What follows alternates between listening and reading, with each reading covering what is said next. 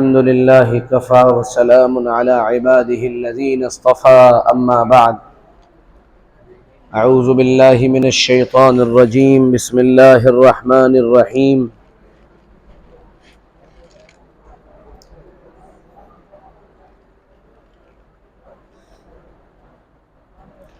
إلا من تاب وآمن وعمل عملا صالحا فأولئك يبدل الله سيئاتهم حسنات وكان الله غفورا رحيما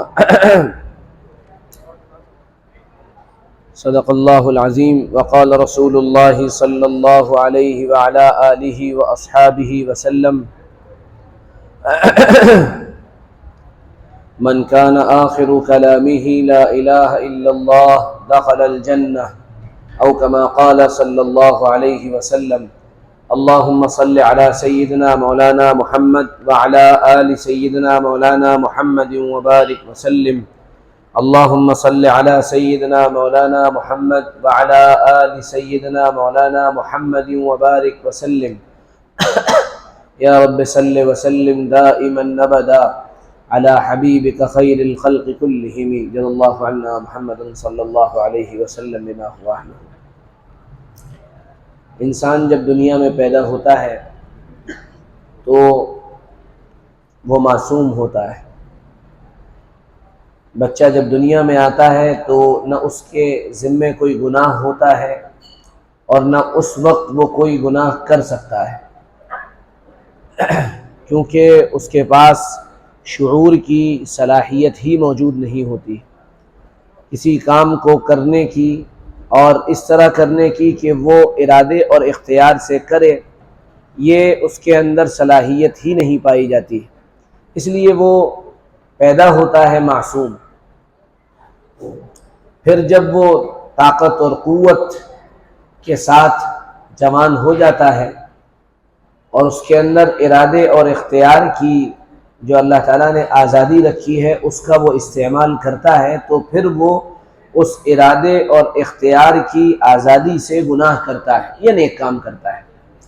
انسان کو ثواب یا گناہ جو ملتا ہے وہ اپنے ارادے سے کیے جانے والے کاموں کی بنیاد پر ملتا ہے۔ اپنے ارادے سے جھوٹ بولا گناہ ملے گا، اپنے ارادے اور اختیار سے سچ بولا ثواب ملے گا۔ یہ سمجھ لینے کی بات۔ عیسائیوں کا ماننا یہ ہے کہ ہر بچہ دنیا میں گنہگار پیدا ہوا، ہر انسان دنیا میں گنہگار پیدا ہوتا ہے یا ہوگا یا ہوتا ہے، اور اس سب کا کفارہ حضرت عیسیٰ علیہ السلام دے جا چکے، یعنی نعوذ باللہ ان کے عقیدے کے مطابق عیسیٰ علیہ السلام نے ان کے کیے ہوئے سارے گناہوں کا کفارہ دے دیا، اور ان کے عقیدے کے مطابق وہ صلیب پر چڑھ گئے۔ ہمارے عقیدے کے مطابق وہ صلیب پر نہیں چڑھائے گئے، بلکہ اللہ تعالیٰ نے ان کو آسمان پر اٹھا لیا۔ وما قتلوہ وما صلبوہ ولکن شبہ لہم، یہ صاف اللہ تعالیٰ نے عقیدہ بیان کر دیا ہے۔ اب انسان جب دنیا میں گناہ کرتا ہے یا نیکی کرتا ہے، گناہ بھی ہوتے ہیں نیکیاں بھی ہوتی ہیں، ہم میں کوئی اس کا دعوے دار نہیں کہ اس کے پاس اس کے نام اعمال میں کوئی گناہ نہیں ہوگا، بلکہ ایک دن کی زندگی بھی اگر دیکھیں، رمضان کی بھی زندگی دیکھیں، تو کوئی نہ کوئی ادھر ادھر کی بات ہو ہی جاتی ہے، کوئی غلط بات بول لیتا ہے، کبھی کوئی کسی پر کمنٹ کر دیتا ہے، کبھی کسی کا مذاق اڑا دیتا ہے، کبھی کوئی جھوٹ نکل جاتا ہے، کبھی کوئی غلط بات نکل جاتی ہے، کبھی غیبت ہو جاتی، یہ ساری چیزیں انسان کے ساتھ ہوتی رہتی ہیں۔ اب یہ جو اس سے گناہ ہوتے ہیں، اس سے معافی کا ایک طریقہ جو کامن ہے، جو ہم سب جانتے ہیں، جو پچھلے 6-7 دن سے بلکہ بہت اور زیادہ دنوں سے ہم لوگ کر رہے ہیں، اللہ سے معافی مانگتے ہیں، اللہ ہم سے جو گناہ جان کر انجان میں ہوئے انہیں معاف فرما دیجئے، اللہ معاف فرما دیتا ہے۔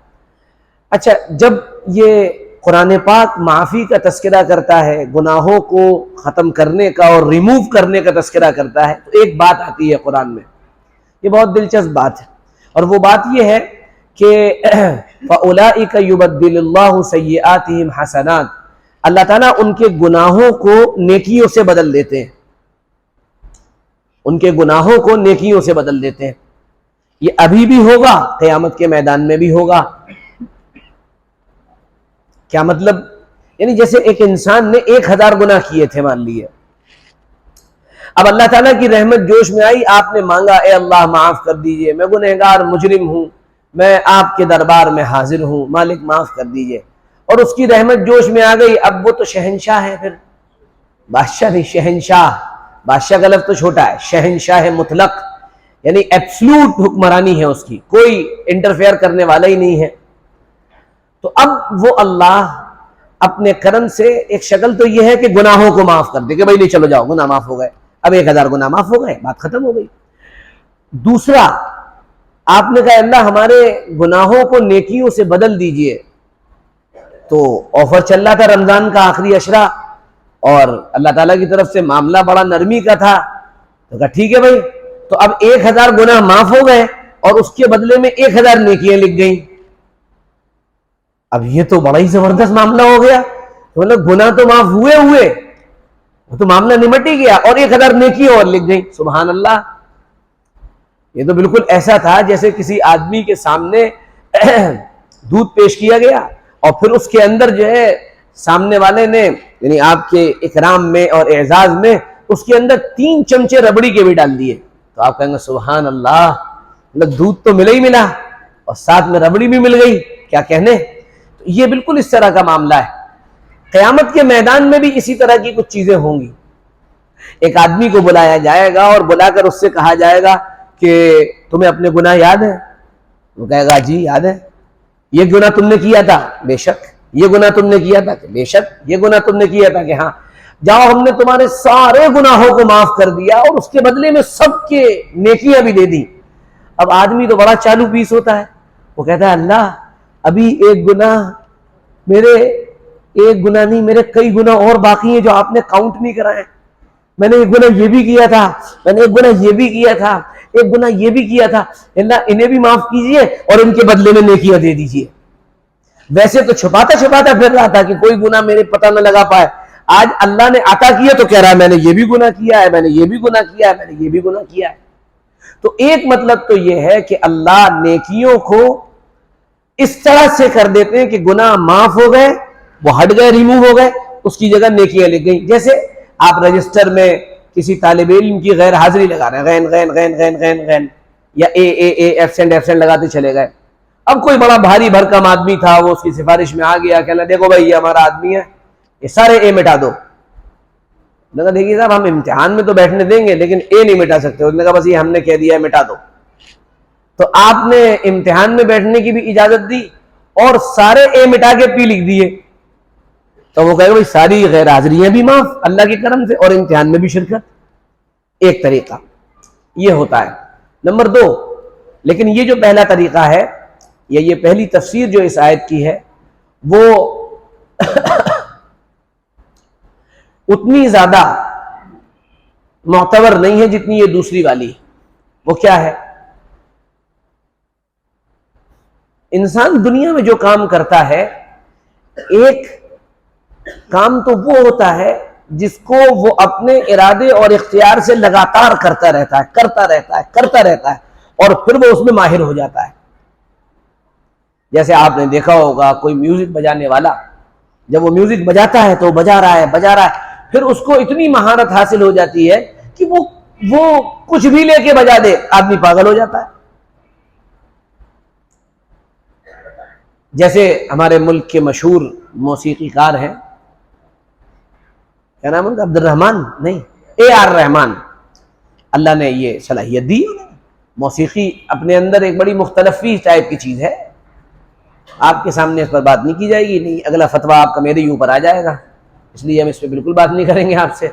تو بہرحال ایک صلاحیت ان کو ملی ہوئی ہے، گاڈ گفٹڈ ہے، وہ کچھ بھی بجا دے پاگل ہو جاتی۔ مائیکل جیکسن ایک چیز تھی اس کے اندر، وہ ناچتا تھا تو پبلک پاگل ہو جاتی تھی، کپڑے پھاڑ رہے ہیں لوگ۔ یہ ساری چیزیں ہوتی ہیں، اس کو کہا جاتا ہے عربی زبان میں ملکہ۔ ملکہ کا مطلب کمانڈ حاصل ہو گئی۔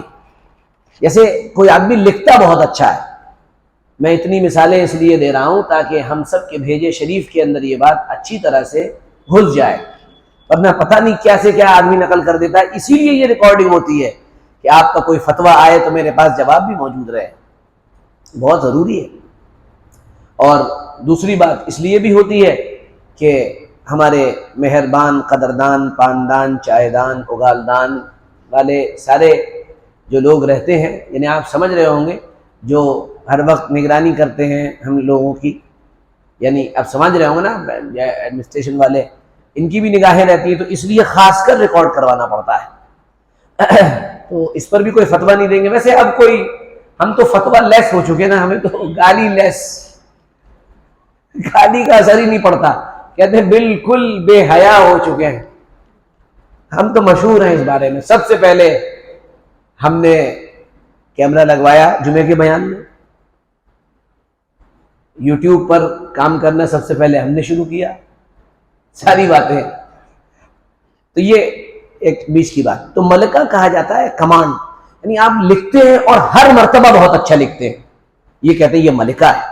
اور ایک آدمی، ایک بچہ ہے، اس نے ایک مرتبہ اے بنایا، بہت شاندار بنا دی، اب آپ نے دوبارہ کہا دوبارہ بناؤ تو وہ لہرتی ہوئی ایک دو لکیریں بنا دی اس نے، تو آپ کہہ رہے پہلی مرتبہ بہت اچھا بنایا تھا۔ تو جو یہ بچہ کر رہا ہے نا، اس نے ایک مرتبہ اے اچھا بنا دیا، تو یہ نہیں کہیں گے اس کو ملکہ اور کمانڈ حاصل ہو گیا بہت شاندار لکھنے پر، نہیں، وہ تو بن گیا تھا، ویسے ہی بن گیا تھا۔ سمجھ میں آ گئی یہ بات؟ اب یہ بات سمجھ میں آ گئی تو آگے چلیے۔ انسان جب اللہ سے توبہ کرتا ہے تو اللہ اس کی اس توبہ پر اس کو یہ انعام عطا فرماتے ہیں کہ اس کی نیکیاں باقی رہتی ہیں، گناہ مٹ جاتے ہیں، اور اللہ تعالی اس کے اندر نیکی کرنے کا اور نیکی کی راہ پر چلنے کا ملکہ پیدا فرما دیتے ہیں۔ اس کے لیے نیکیاں آسان ہو جاتی ہیں، تلاوت آسان، ذکر آسان، دعا آسان، اللہ سے مانگنا آسان، تہجد آسان، روزہ آسان، یہ ساری چیزیں آسان ہوتی چلی جاتی ہیں۔ اب ہمارا بیچارہ نارمل جو آدمی جس کی زیادہ دینی زندگی نہیں ہے، اس نے روزہ رکھ لیا، وہ 11 بجے کے بعد سے ٹیڑھا پڑا جا رہا ہے، اس کا منہ کھلا ہوا ہے، وہ کونے پکڑ رہا ہے، وہ اے سی سے نہیں نکل پا رہا ہے۔ کیا ہوا؟ ارے روزہ ہے آج بھیا، روزہ ہے نا۔ اور آپ یہیں دیندار لوگوں کو، میں ایسے لوگوں کو بھی جانتا ہوں اور ان کی بڑی عظمت ہے میری نگاہ میں، کہ جب مئی جون کے روزے تھے تو وہ فیروز آباد کے کارخانوں میں کام کرتے تھے اور روزہ بھی رکھتے تھے، میں جانتا ہوں نام بنام، میں ان کی نشاندہی کر سکتا ہوں آپ کے سامنے، ایسے لوگ بھی ہیں۔ تو یہ اللہ کے نیک بندے، کیا ہوا؟ نیکی آسان ہو گئی۔ اب کسی سے کہہ رہے ہیں تہجد پڑھ لو، تہجد کتنی رکعت؟ صلاۃ التسبیح پڑھ لو، صلاۃ التسبیح، اچھا ٹھیک ہے، بڑا ہلکے سے آواز دے رہا ہے وہ، ہے نا۔ بریانی کھا لو، کب ملے گی؟ مل رہی ہے؟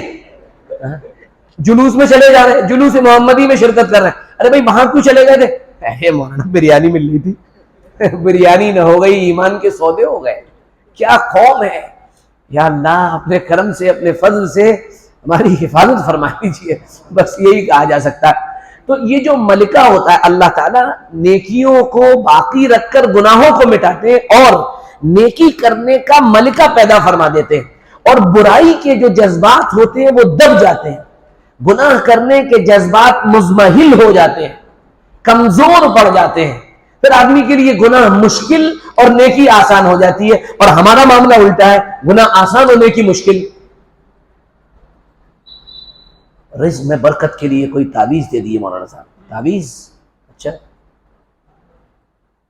یہ تعویذ لے لو، فوراً لے لے گا، لائیے، کیا کرنا ہے؟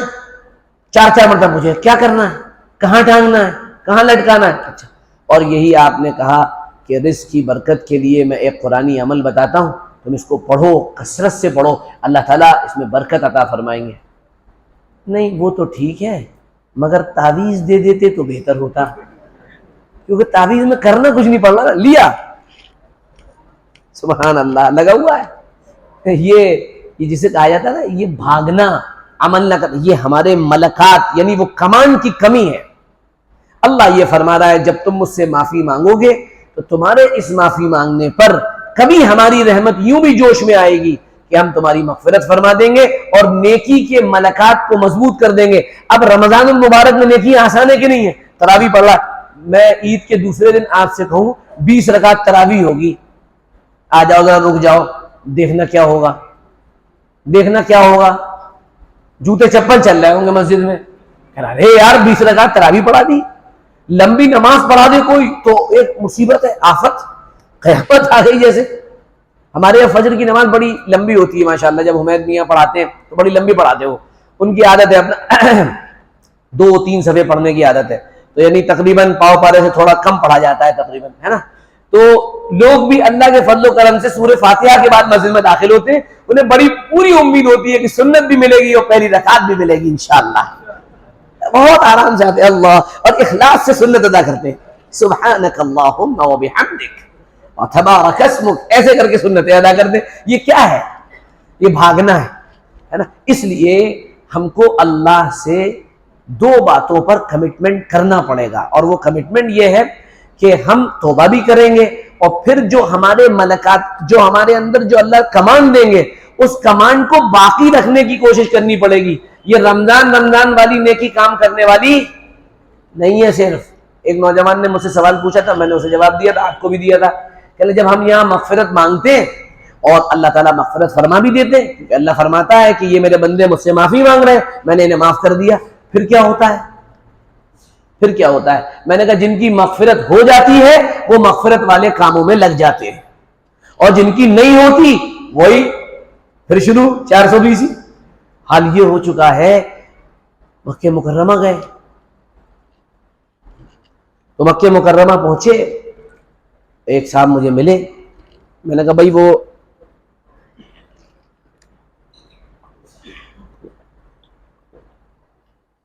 میں نے کہا احرام کیسے پہن رکھا، عمرہ کرنے گئے تھے کیا؟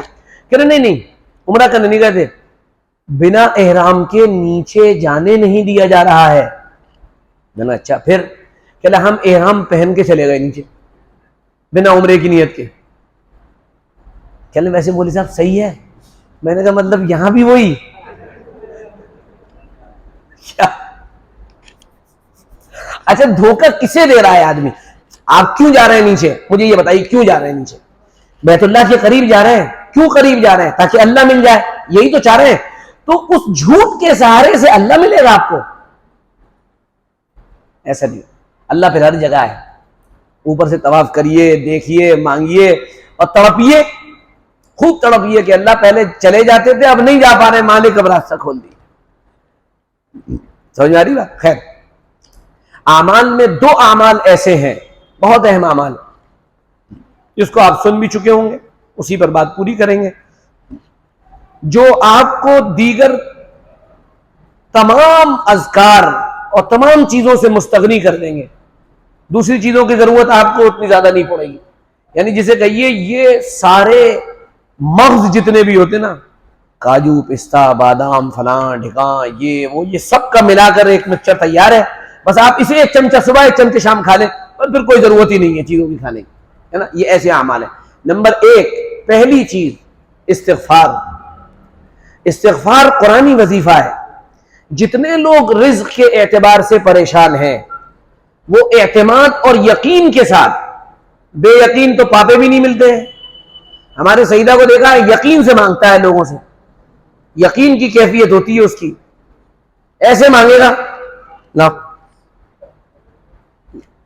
اور اسے دیتا ہے نا، دیتا نہیں دیتا، یقین ہے اس کے کہ ملے گا مجھے، تو آپ یقین سے جب مانگیں گے تب ملے گا، بنا یقین کے نہیں ملے گا۔ اور یقین یہ ہے کہ میں یہ جو کر رہا ہوں اس پر میرے رب نے دینے کا وعدہ کیا ہے اور وہ دے گا، وہ اپنے وعدوں کی مخالفت نہیں کرتا ہے۔ ہمیں نہیں ملا اس کا مطلب یقین نہیں ہے، یقین سے مانگیں گے تو ملے گا۔ یقین محکم، اقبال نے کہا یقین محکم عمل پہم، پختہ یقین اور لگاتار کام۔ یہ نہیں 2 دن الا اللہ الا اللہ الا اللہ، پھر اس کے بعد غائب، ختم، اگلے سال ملیں گے بائے، یہ کچھ نہیں ہوتا۔ رمضان میں ساری تسبیحیں کھنچ رہی ہیں، دے دے دے دے دے، او بھائی قرآن۔ رمضان کے بعد عید کے دن بھی قرآن پڑھتے ہیں، کیوں؟ کھانا کھایا تھا، سحری وہ صبح سوئیاں کھائی تھی، ہاں، اور قرآن عید کی باسی میں دوسرے دن قرآن پڑھا، ارے مولوی صاحب، ہمارا ایک دوست بہت اچھا تھا، وہ بیچارہ اچھا ہے تھا کہ مطلب کیا، تو وہ گھر پہ آیا ہماری والدہ اللہ تعالیٰ نے صحت دے، اور اس مسئلے میں بڑی سخت، مطلب قرآن کی تلاوت کرنی ہے بس یہ ہے خلاصہ، کوئی آئے، اگر چھوٹا بچہ آ گیا، اب وہ بیچارہ آیا، وہ غریب جو ہے قرآن سنا کے آیا تھا رمضان میں تراویح میں پورا، اور عید کے دوسرے دن آ گیا، اب دوسرے دن بیچارہ پہنچا، ہماری والدہ نے اس کے دوسرے دن قرآن پڑھا بیٹا، اب وہ اس سے اکیلے میں جائے کرا، ارے یار میں تراویح سنا کے آ رہا ہوں ابھی پھر قرآن پڑھوں، میں نے کہا بھائی دیکھ یہاں تو پڑھنا ہی پڑے گا، کچھ پڑھ لے، 2-4 صفحے پڑھ لے بھائی، کہنا یار حافظ ہو یار، عید کے بعد نہیں پڑھا جاتا ہے، ابھی سے 1 ہفتے رک جاؤ، ہے نا، یہ ہوتی یہ چیز، اس سے کبھی فائدہ نہیں ہوگا، اس سے آپ کو کبھی فائدہ نہیں ہوگا۔ عمل کی راہ میں سب سے بڑی طاقت اور سب سے بڑی کرامت استقامت ہے، اس سے بڑی کوئی چیز نہیں۔ ہم نے اپنے بزرگان دین کو اسی حال میں دیکھا، عید ہو بقرعید ہو، ان کے جو معمولات ہیں وہ بالکل اسی طرح ایز اٹ از پورے ہوں گے۔ اگر معمولات اس طرح پورے نہیں ہو رہے ہیں تو اس کا مطلب یہ معمولات نہیں تھے، یہ تو وقتی رمضان میں اللہ کی رحمت کی کوئی چھیٹ پڑ گئی تھی اس لیے کر رہے تھے۔ یقین محکم، عمل پہ ہم، محبت فاتح عالم، جہاد زندگانی میں ہے یہ مردوں کی شمشیر ہے۔ لگاتار کام، مضبوط یقین اور لوگوں سے محبت کا جذبہ، آپ راکٹ بن جائیں گے، آپ آگے چلتے چلے جائیں گے۔ کسی کی پرواہ مت کریے، اپنے لیے منزل کا انتخاب کیجئے، اپنے آپ کو پہچان لیجئے، منزل طے کر لیجئے، اور اس پر چلنے کے لیے کسی کو اپنا بڑا بنا لیجئے، اس سے مشورہ کیجئے، اور پھر دائیں بائیں مت دیکھیے، چلتے چلے جائیے۔ آپ اتنی تیزی سے اپنی منزل کو پہنچیں گے کہ آپ اندازہ بھی نہیں لگا پائیں گے۔ جو ہر طرف کی کبڈیاں کھیلتا ہے کہ تھوڑا سا میں ادھر بھی چلا جاؤں، تھوڑا سا ادھر بھی چلا جاؤں، تھوڑا یہ بھی کر لوں، یہ لوگ منزل کو نہیں پا سکتے، یہ ڈسٹریکٹڈ لوگ ہیں، یہ ابھی فوکس بھی نہیں ہے، یہ بات ہمیشہ یاد رکھیں۔ تو استغفار، لزوم استغفار اور کثرت استغفار، لگاتار کرنا اور کثرت سے کرنا، یہ انسان کو کم سے کم 4 نعمتیں دیتا ہے۔ کتنی نعمتیں؟ اور یہ مولانا سعدی کی بیان کی ہوئی نہیں ہے کہ آپ باہر جا کے کمنٹ کریں کہ یار یہ تو اپنی طرف سے بیان کر رہے ہیں، نہیں، قرآن کہہ رہا ہے ان استغفروا ربکم انہ کان غفارا، رب سے توبہ کرو، پہلا کام تمہیں معاف کر دے گا۔ نمبر 2 یمددکم باموال، فلوس پیسہ آئے گا، قرآن کہہ رہا ہے یمددکم باموال، مال آئے گا، وبنین، اور اگر عورتیں حاملہ ہیں، بیوی حاملہ ہے، استغفار کی کثرت، 300 مرتبہ مرد اور 300 مرتبہ عورت پڑھے، لڑکا ہی ہوگا، گارنٹی۔ جس کو وظیفہ دیا ہے میں نے الحمدللہ، اس نے مٹھائی لا کر کھلائی ہے، مولوی صاحب تیر بہدف، ایک صاحب سے لڑکیاں ہو رہی تھی، کہنا مولوی صاحب میں بڑا پریشان ہوں، 3-4 لڑکیاں ہو گئی۔ میں نے کہا پریشان ہونے کی تو ضرورت نہیں ہے، بہرحال لڑکی اللہ کی نعمت اور رحمت ہے، چلیں اب دعا کر دوں مولوی صاحب۔ میں نے کہا بس فارمولہ نمبر 1 قرآن کا لے جاؤ، اور ہر فرض نماز کے بعد 21 مرتبہ یا بشرا ھذا غلام ایڈیشنل طور پہ پڑھیں، 300 مرتبہ آپ استغفار کریں، 300 مرتبہ بیگم صاحبہ کریں، لڑکا ہی ہوگا انشاءاللہ، بالک کی پتر رتن کی پراپتی ہی ہوگی، کیونکہ وعدہ کس کا ہے؟ اللہ کا۔ تو پہلی چیز گناہ معاف، دوسری چیز جو ہے مال کون کون چاہتا ہے؟ کتنے بزرگ ہیں دیکھو، ہاتھ اٹھا کے شرما رہے ہیں سب، اندر تمنائیں جاگ رہی ہیں، جاؤں بکے مال فوراً آ جائے، مال محبت نہیں، مجھے کوئی محبت نہیں مال کی، بالکل۔ جو یہ کہتا ہے جھوٹا ہے، پکا بالکل پختہ جھوٹ بول رہا ہے، یعنی اس کے جھوٹ میں کوئی شک ہی نہیں ہے۔ جو یہ کہہ رہا ہے مجھے مال سے محبت نہیں، اب بتاؤ کتنے لوگوں کو مال سے محبت نہیں ہے؟ کتنوں کو ہے پہلے یہ بتاؤ؟ دیکھو پیچھے والے ڈر رہے ہیں، ہاتھ تو اٹھانے پڑیں گے، ہر آدمی کو ہے، اور یہ کوئی میری بات نہیں ہے، قرآن کہہ رہا ہے وَإِنَّهُ لِحُبِّ الْخَيْرِ لَشَدِيدٌ، یہ آدمی خیر سے یعنی مال سے بڑی محبت کرتا ہے۔ کرتے جب 500 کے ہرے نوٹ آتے نا اوپر ہی اوپر، گننے میں کتنا مزہ آتا ہے نا؟ آتا نہیں آتا؟ ارے آتا ہے کہ نہیں؟ بڑے بزرگ بننا ہے کہ بہت ہم نیک ہیں، بزرگ ہیں، اور دیکھو حضور کی تعبیر بھی کیا ہے، ان ھذا المال خضر حلو، یہ مال ہری بھری چیز ہے. نوٹ کس کلر کا ہوتا ہے؟ تقریباً ہرا. 500 کا نوٹ دیکھیں آپ، ہرا ہوتا ہے، تقریباً ہرا ہوتا ہے. خضر، حضور فرماتے ہیں حلو، میٹھی چیز ہے، ربڑی آتا ہے نا. فمن اخذہ بحقہ بورک لہ فی، جو حق اور صحیح اور حلال طریقے پہ لے گا برکت دی جائے گی اس کے لیے، اور جو مکاریاں کرے گا وہ کسی دن لپیٹ دیا جائے گا. بھائی صاحب کسی دن بھی ایک دم سے سارا مال نکل جائے گا، اللہ حفاظت فرمائے. تو دوسری چیز استغفار پر مال ملے گا. تیسری چیز لڑکے ملیں گے. چوتھی چیز اللہ تعالیٰ بہترین بارشیں فرمائے گا، بہترین بارش ہوگی. 4، اور اگر میں، یہ تو قرآن کے فضائل ہے، میں اگر احادیث مبارکہ کے فضائل آپ کے سامنے بیان کروں تو پھر بات لمبی ہو جائے گی. میں ان شارٹ آپ کو بتا دے رہا ہوں. استغفار کرنے والا بلا، مصیبت، آفات، ان تمام چیزوں سے محفوظ رہتا ہے.